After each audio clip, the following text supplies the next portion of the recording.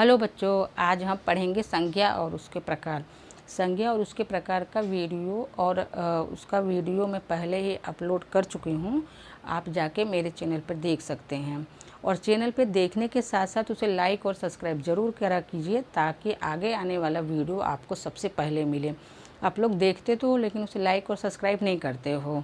अभी ये संज्ञा की जो संज्ञा और इसका प्रकार है, ये मैं पहले भी एक वीडियो डाल चुकी हूँ और उसके पहले भी मैं शब्द और शब्द भेद इसका भी एक वीडियो बना चुकी हूँ, वो भी अपलोड कर दी हूँ। आप जाइए और उस पर देखिए और उसके बाद उसे लाइक और सब्सक्राइब भी कर दीजिए ताकि आगे आने वाले वीडियो आपको मिलते रहें।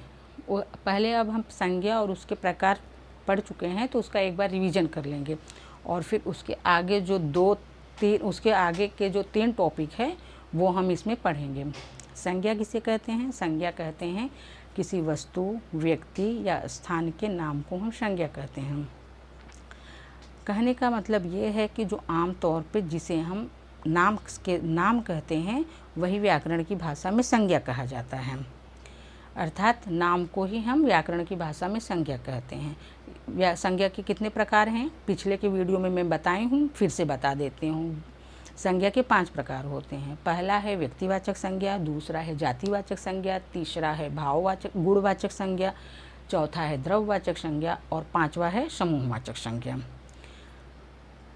व्यक्तिवाचक संज्ञा और जातिवाचक संज्ञा इसको हम पढ़ चुके हैं। अब हम गुणवाचक संज्ञा पढ़ेंगे। गुणवाचक संज्ञा अर्थात कि जिस संज्ञा के द्वारा किसी व्यक्ति वस्तु के गुणों का, उसके भावों का, उसकी दशाओं का बोध होता हो उसे हम गुणवाचक संज्ञा कहते हैं। गुणवाचक संज्ञा के उदाहरण हम देख लें तो ईमानदारी या ईमानदार, आलस, गुण, क्रोध, मोह, लोभ। कहने का मतलब सिर्फ इतना है कि व्यक्ति के स्वभाव के अनुसार जो उसका गुण होता है उसी को हम गुणवाचक संज्ञा कहते हैं। किसी व्यक्ति का जो स्वभाव है वही गुण है, वही उसके अंदर का गुण है, तो उसी को हम गुणवाचक संज्ञा कहते हैं। जैसे कहा जाए मोहन बहुत ही ईमानदार लड़का है, तो ये ईमानदारी क्या हुई? मोहन का गुण हुआ। तो मोहन का गुण क्या हुआ? ईमानदारी, कि वो ईमानदार है, इसलिए उसमें क्या हुआ कि ये गुणवाचक संज्ञा हुआ। दूसरा उदाहरण ले लें आप, जैसे कि गणेश बहुत ही आलसी लड़का है, तो ये आलस क्या हुआ? गणेश का गुण हुआ। वो दिखाता है कि इसका स्वभाव कैसा है, ये आलसी है, तो वो उसका आलस्य उसका गुण हुआ। इस तरह से गुणवाचक संज्ञा की परिभाषाएं और हमने उसका परिभाषा और उदाहरण देखे। अब इसके बाद आता है द्रव्यवाचक संज्ञा। द्रव्यवाचक संज्ञा अर्थात कि जिस संज्ञा से किसी वस्तु,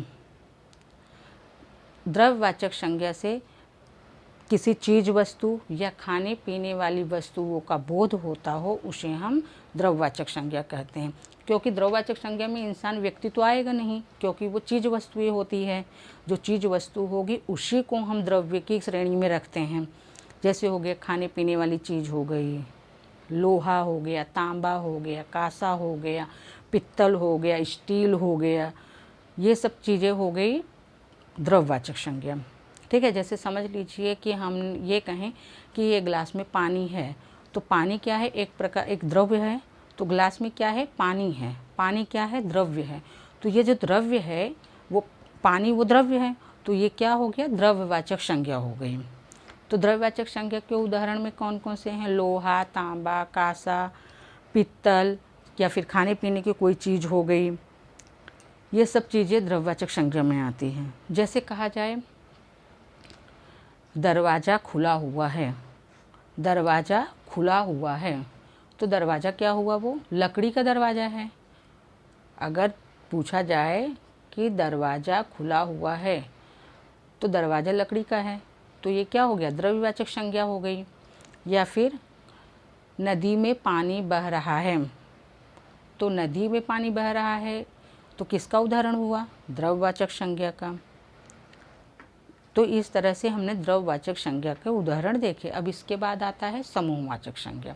समूहवाचक संज्ञा अर्थात कि जिस संज्ञा से किसी व्यक्ति विशेष की पूरे समूह, जाति के समूह का बोध होता हो उसे हम समूहवाचक संज्ञा कहते हैं। जिस संज्ञा के द्वारा किसी विशेष प्राणी या वस्तु का के समूह का, उसके पूरे जाति के समूह का बोध होता हो, उसे हम समूहवाचक संज्ञा कहते हैं। इसमें परिवार, कक्षा, सेना आदि इसके उदाहरण हैं। जैसे एक परिवार है तो परिवार के अंदर कौन सदस्य है, उसी के परिवार के सदस्य रहेंगे, तो वो क्या हो गया, समूहवाचक संज्ञा। कि 10-5 जो भी उसके सदस्य हैं वो उसके परिवार के हैं, तो वो क्या दर्शाता है कि परिवार एक समूहवाचक संज्ञा है।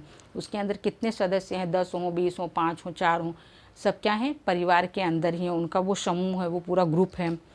उसके बाद आता है, जैसे समझ लीजिए कि कक्षा में कौन रहते हैं, सारे बच्चे ही रहते हैं, सारे बच्चे उसमें पढ़ते हैं। कक्षा में कौन बैठते हैं, बच्चे बैठते हैं, तो वो बच्चों का पूरा क्या हो गया, समूह हो गया, तो वो समूहवाचक संज्ञा की श्रेणी में आएगा। तीसरा उदाहरण आप सेना का ले लीजिए कि भारत के बॉर्डर पे भारत की सेनाएं हमेशा तैनात रहती हैं।